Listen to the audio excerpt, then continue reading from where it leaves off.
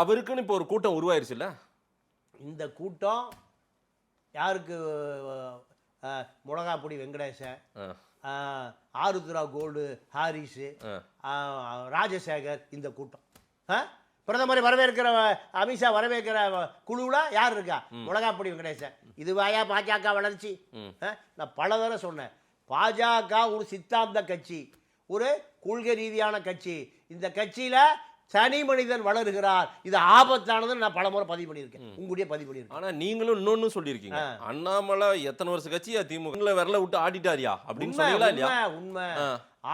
ஆனா அண்ணாமலை இப்ப திமுகவோட அன்கோவில் இருக்காருன்ற மாதிரி இப்ப சொல்றீங்க. உண்மை அதுதான். இல்ல ஏதாவது ஒண்ணு சொல்லுங்க சார். ஒண்ணு எப்படி சார் சொல்ல முடியும்? நான் அண்ணாமலை ஆளா? நான் உண்மை சொல்றேன். அண்ணாமலை செய்த மோசடின்னு சொல்லித்தான் ஆகணும், அதெல்லாம் சொல்லக்கூடாதுங்க. நிறைய பத்தி சொல்லுங்கண்ணா. நான் அண்ணாமலைக்கு ஏஜென்ட் கிடையாது. அண்ணாமலை எதை செய்யறாரோ, நல்லது செஞ்சா நல்லதை சொல்றோம், கெடுதல் செஞ்சா கெடுதலை சொல்றோம். இல்லங்க ஒண்ணு மட்டும் சொல்லுங்கன்னா, அண்ணாமலை ஆளா இருந்தா சொல்லலாம். திமுகவை எதிர்த்ததும் இவர் தான் செஞ்சாரு. இன்னைக்கு அவங்களோட சேர்ந்து இந்த சொந்த மதிப்புகள் கூடுனதுக்கு அவங்க தான் காரணம்.